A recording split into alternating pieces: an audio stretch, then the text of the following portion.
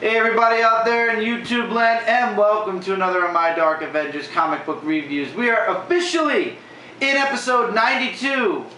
8 more episodes until episode 100. The big triple digit number. And it's going to be a crazy extravaganza, which I have no idea what I'm doing yet for.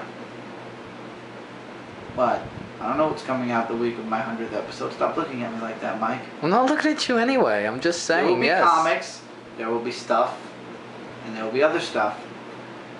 Just don't know what stuff yet. But it will be at the DC Comic reboot.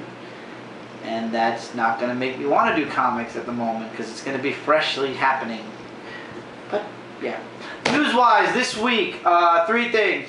First thing is the movies. They've officially released a picture of the new Superman costume for the new movie Man of Steel that's coming out in 2013. Provided we all survive 2012, which I think is another piece of bullshit, but beside the point. Casting is also up, except for Russell Crowe. He's still a question mark as Jor-El. Costume's better than Brendan Routh's, but not as good as Christopher Reeve's. So it's in between, in my opinion. Yeah, it's in the middle. I have no idea. If the movie's good, then I won't care about the costume. If the movie sucks, like what 90% of DC Comics movies do, then who cares? The only thing DC has made good is Green Lantern and the Batman, the current Batman series, and before that, the first 2 Batman movies. That was it. And the 4 Superman movies with Christopher Reeves. What about Thor? That's Marvel. I'm gonna shut up. I should have known that. Right. Oh well. Second piece of news is, let's see. Good. The DC Comic reboot, as the second thing, is all over the newspapers. Amber found an article in the Post. It was the Post, right? Times. Oh, it was the Times. I have another article I found in the Post. I couldn't remember where. I saw one in AM, but it was the same one, so I didn't. AM. This reboot, and it's all about Superman. Everybody, this is a big buzz because the DC Comic reboot is mostly impacting Superman and Wonder Woman, and I forgot somebody else it's impacted. It's impacting a lot of characters, but only the ones that DC Comics feels need the most work. Batman, Green Lantern, as I've always said, are going to remain mostly the same with minor changes. Minor. Everything else is going to continue along, except with the new numbers, which I think is bullshit.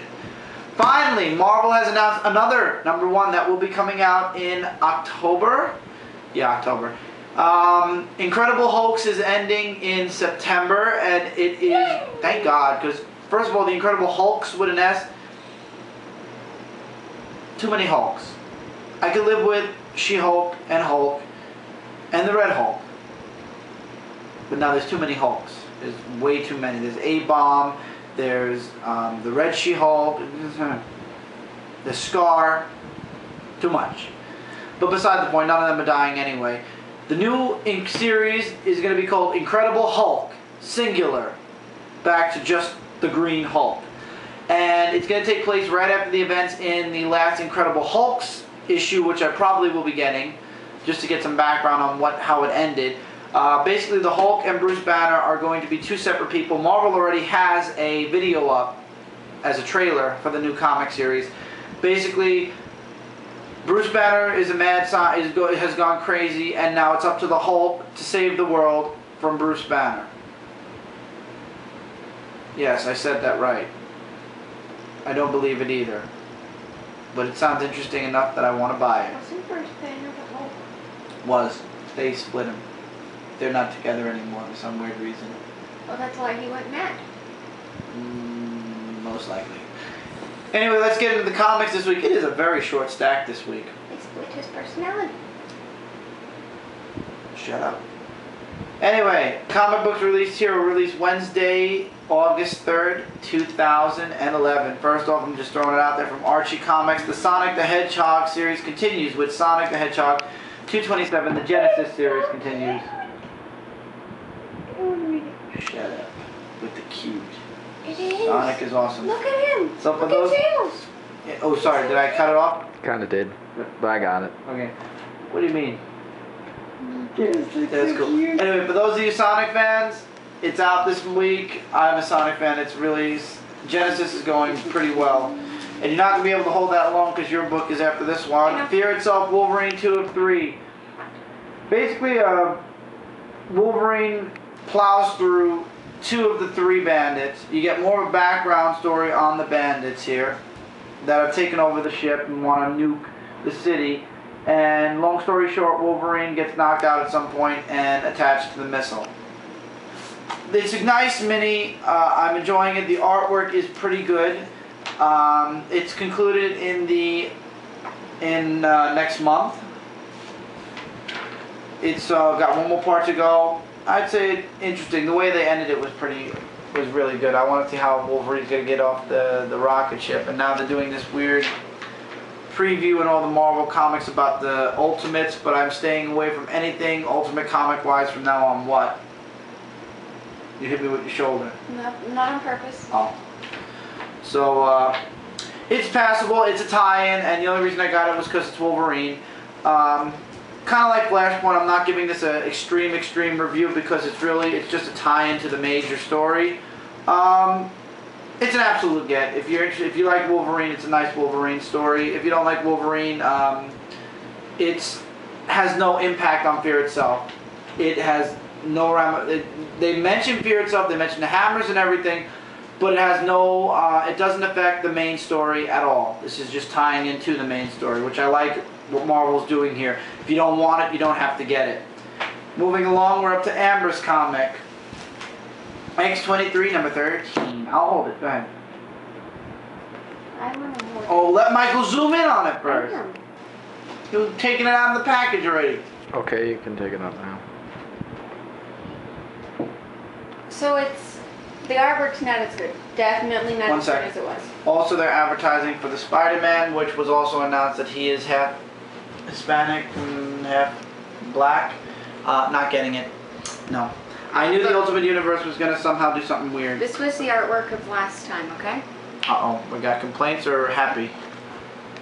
The artwork last time was really good, okay? You remember what X-23 looks like from last time, right? Yeah, why? Look at her now. Let me see. She looks horrible. She looks horrible. It's alright, the artwork. I mean, it's not as good as the last one. It's just horrible compared to what it was. Well, you can't have the same thing over and over again. The artist moves over. No, the artists move on to other books. Yeah, whatever. Anyway, apparently she falls to sleep in the cab, okay? Because her and Gambit are going somewhere, and so she falls asleep. He starts bleeding, so she drops him off at a friend's house that she knew so that he could get fixed, and she had a dream about this symbol. I was just going to ask what the symbol means. Okay. They don't explain it in this comic. Of course they don't. But she sees a guy with red eyes and has the symbol on his forehead. Spider-Man. Okay. Now, Spider-Man, yes, he's in this comic. Hooray. Falls into it, and I didn't get to read it yet. He saves X-23 and this old woman, and he's like, oh, I gotta read this. I'm sorry. I just have to read the line he used because it was hilarious. Okay, Spider-Man's lines are worth reading. Yeah, it's hilarious. It really is. Okay. See how easy this is? I'm like an elevator made of pure spider awesome. Okay? Look at her expression. She's like, I'm gonna kill you. And his reply, or not. You're not going to cut me, are you? I'm very delicate. Okay? That's Spidey. It's hilarious. It really is. And they're trying to figure out really what that symbol means and everything like that. And the FF showed up in the last page. Yes. I saw that. The FF shows up at the very last page, and she's like, they're like, oh, today was very hard or something like that. And they say it's going to get a lot harder, don't they? I don't know. I don't like not remembering lines. I'm sorry. And this is where the comic review takes 20 years to go on. No, it's very quick. Uh-huh. Oh man, what a day. Sorry to break it to you, but it's not over yet. I just said that. No, you said it's going to get harder. A lot harder, yeah, but not over yet, a lot harder, Yeah. same shit, different, Not over different yet. statement. So those were their last lines, and it was the line that left you off. That was Reed saying Very that. good. Really is. But, I hope the artwork goes back to what it was. Nope, not until the series is over at least. I missed that artwork. Yeah, well, it's probably in another comic somewhere. Wait, no. Different comic series? Complete? Moving on, Wolverine number 13. Another background story, another guy that steps in to try to stop Wolverine. But then you find out later on in this issue, towards the end, that they don't want to kill Wolverine. They want him to hurt. Hurt? We don't know what kind of hurt, though. We don't know if it's the physical kind of hurt or the heartache kind of hurt. Because every single past that they mentioned so far involves him killing somebody that somebody else loved, and they feel the hurt of loss. Now, at the very end of this issue, they're preparing something for him for when he walks into the room, because there is now nothing standing between Wolverine and these people. What I think they're going to try to do, I don't think they're going to try to kill him, because the guy even said they don't want to kill you, they want you to hurt. I think they're going to have him confronted by all the people he's hurt through the years. And I think it's going to leave off where he just like walks away and nobody dies except for that old guy. Did he put him in hell? But I could be wrong. This is Wolverine. He could just destroy the entire room. Or I could be wrong and they're going to try to kill him or physically harm him, and he's going to kill every single person in that room. Either way, next issue concludes Wolverine's search for vengeance. And then we can get off of... It's been 13 issues. All 13 of these issues have been interlocked with each other. After issue 14, finally, it will leave this entire idea, this entire story behind, and hopefully it will move on to another completely new story arc, because for a year and a month, this whole story where he gets trapped in hell, then he comes out of hell, now he's looking for vengeance, it's starting to really get... You know, the story's great, don't get me wrong, I love Wolverine, I'm loving this series, but I'm looking forward to seeing a new story soon, like something that moves away from this one finally, because I don't want to see the same thing over and over again. I'm glad Wolverine's back and everything, but now we need something different. The Wolverine series, the volume before this, it was like 4 parts to a story, and then it went right into the new story. I'm looking forward more to seeing what the new story is, and I'm looking really forward to seeing how this whole series, this whole 13, even though it's not 13 parts, the 2 story arcs are connected, so I'm looking forward to seeing how the 2 story arcs conclude and how this entire ordeal is finalized. Okay, we are in a number 1, but it is not my number 1. It is officially Mike's first comic, this week's comic book review. So we're going to Mike now. So we have 2 reviewers this week other than me. Yes, so as you can see from the Punisher shirt, I'm going to be reviewing the Punisher number 1. Hold up. I gotta do what you do now. Move your fingers from the cover. I have been waiting for this comic book ever since the preview, and I have to say about the first issue is that the artwork, the artwork is awesome. Absolutely, I saw the artwork. Yes. Definitely awesome. And I'll show you one artwork in a minute. Basically what the story, basically what the story is about, it starts off as there's a murder scene and all this happens and you don't know why, but I heard one of the groomsmen regain consciousness, so one survived. And then it goes into this whole thing of where they're at Graves in Brooklyn in there, where Frank is like in a bar and something like that. So he's still alive? Yeah, he's still alive. He's not dead, guys. I mean, if you've seen the movie, yes, his wife and son died by the mafia, but then they thought that they killed him. No, because in the comic continuity, Dawkins, back during the Dark Reign, killed Frank Castle, or supposedly killed him, and he became Frankencastle for a while, and then Frankencastle died, so apparently that wasn't the original Frank Castle.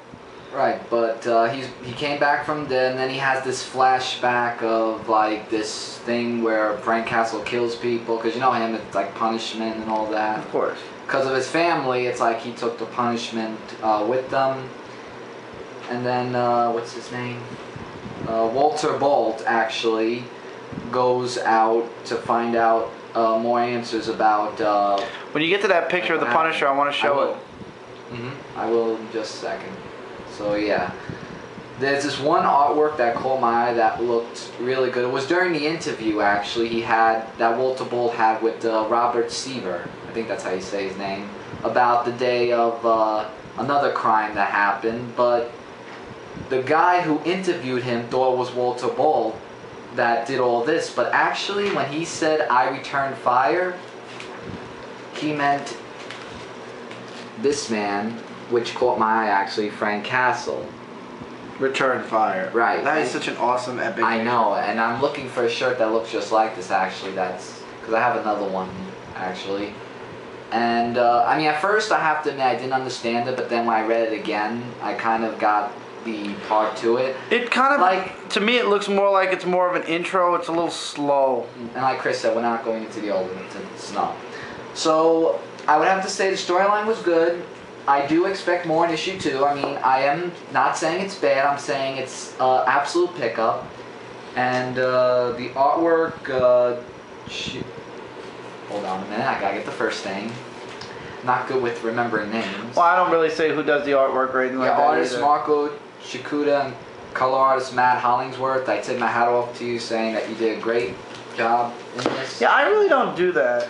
I'm just No, I'm thinking to myself. It's the first issue, but I recommend you guys get the Punisher #1. Great comic book, and expecting more on issue #2, which should be 2 weeks. Yeah, it's not next week; it's the following. So, in two reviews, you'll be starting another one. But I will be reviewing #2, and hopefully all of you will look forward to that and reading this.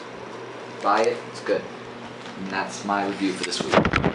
Guys, I don't usually give artist names or writers names because that's not how I do it. I know a lot of reviewers out there and their reviews do it.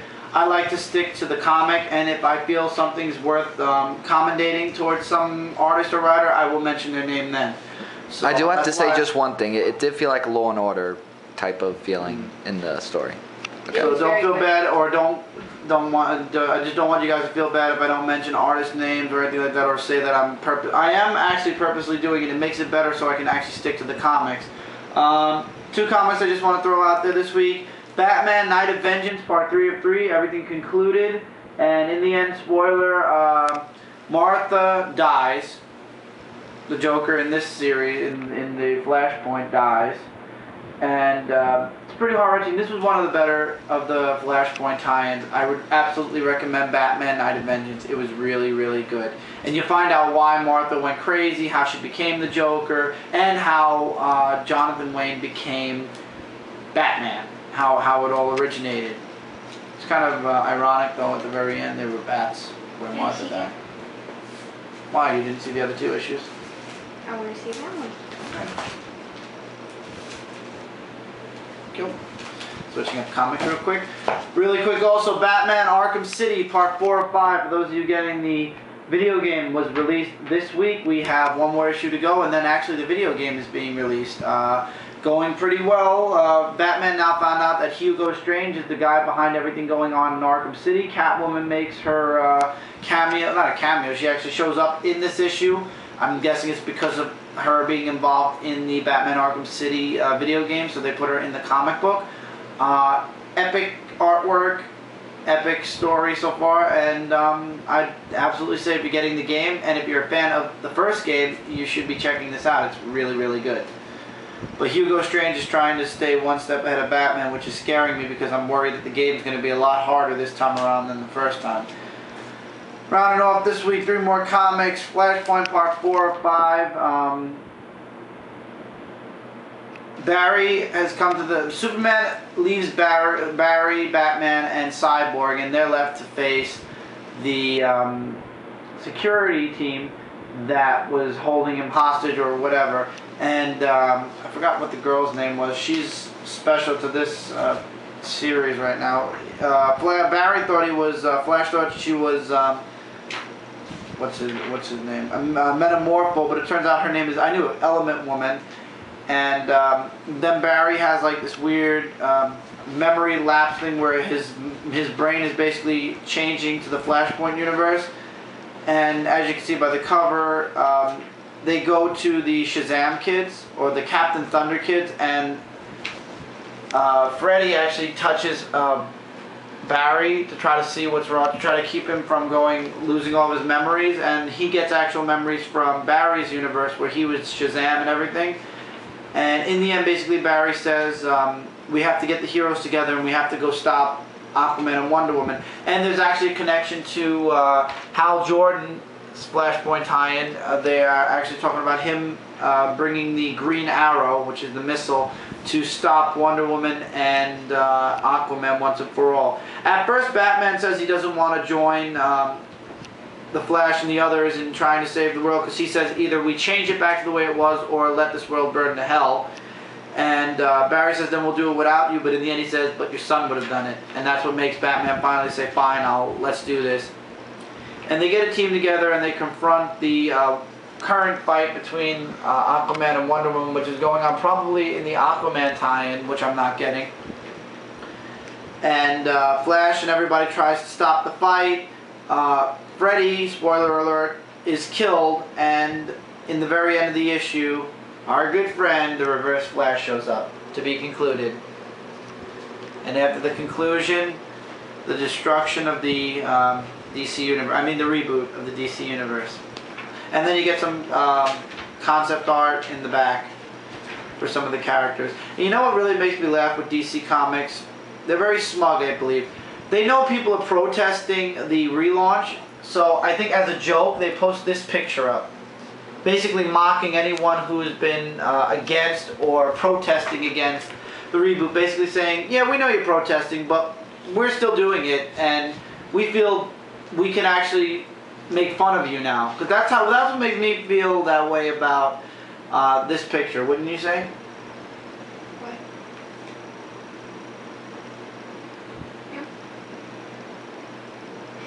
So basically, they're like saying, oh, we know you don't want this. We know you're protesting. So here's a funny picture of what you guys look like. Fuck off. Really, the article in the back is talking about a lot of people not wanting to pick up this month's issues of DC Comics because the reboot's going to happen, where they're saying, actually, you should pick it up because it's going to conclude all the story arcs, which I agree. Superboy issue 10 was kind of a little bit of no Superboy, a lot of background story. You find out about Eben Took's, how he became the way he was, and his whole relationship with, hold on, you done? I gotta remember this guy's name. I read all these comics just a little while ago. I was running through it really quickly. Tanarak, the guy that Phantom Stranger was warning Superboy about. It turns out Tanarak went to Eben Took and actually gave him his supernatural powers, because Eben Took couldn't have children. So this guy says, do this for me, which was the sacrifice with that boy that we found out a few issues back. And the guy says this could take centuries, and he's like, I'm already old. And then this guy gives him a piece of his blood, which gives him immortality. And yeah, thus Eben Took is now like magical or something like that. Then it jumps back to the present, and basically, oh god, Tanarak wants Superboy to join him and Eben Took, and Superboy says no, and it's literally just 2 pages of Superboy, and he basically then says, there's nothing you can do, you failed, Superboy's Smallville will fall, and there's no way you could stop it, to be concluded. And then it goes into the reboot, which is why the FlashPoint Flash isn't here. Why do I say FlashPoint Flash? Because the final issue of Superman is now out. Superman 714. Grounded is over. The Grounded series, in whole, had a lot of bummer issues and had a few good issues. The first issue was really good.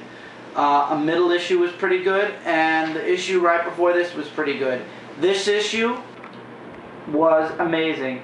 My honest opinion on Grounded was, it should not have been as long as it was. It should have been like a 3-part story arc.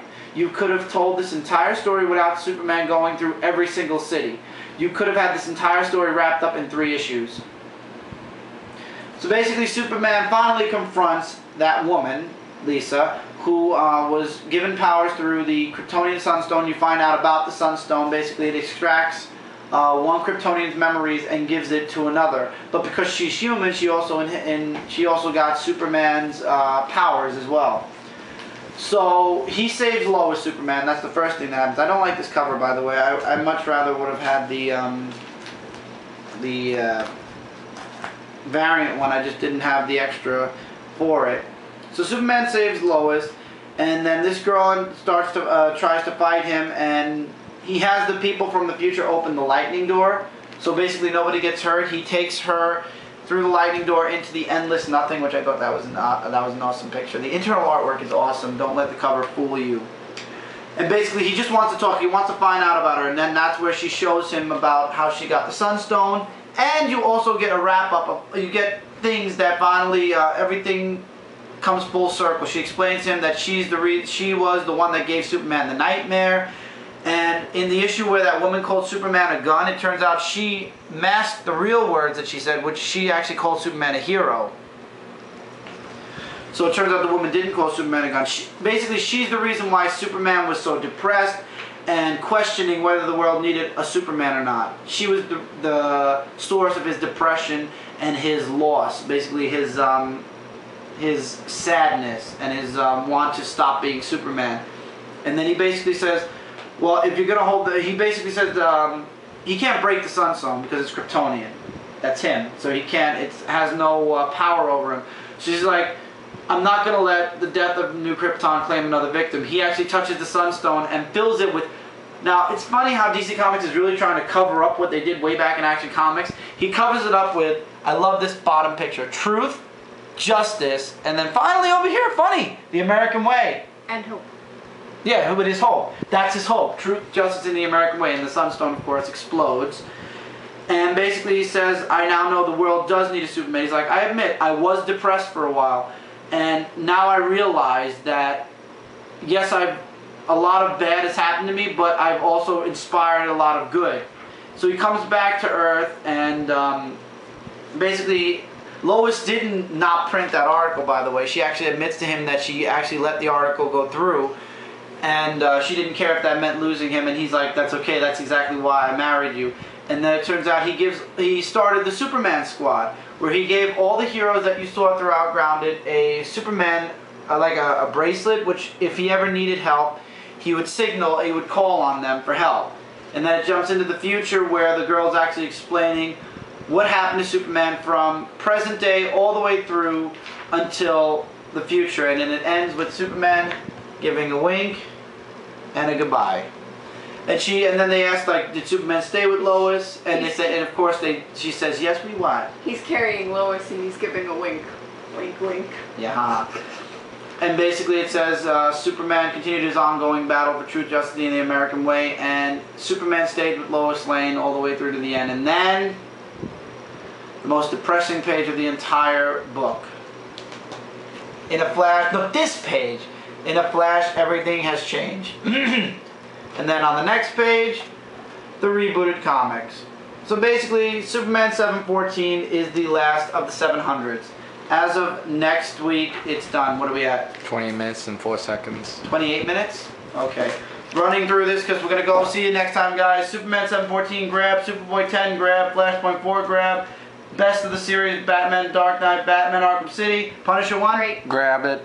Wolverine 13 grab, X-23 13 great, Fear Itself Wolverine was great, it was one of the good tie-ins, and Sonic 227 if you like Sonic. Cute. Sorry I'm running through this, guys, because the camera's going to cut out. See you guys next week. Bye, guys. Later, guys.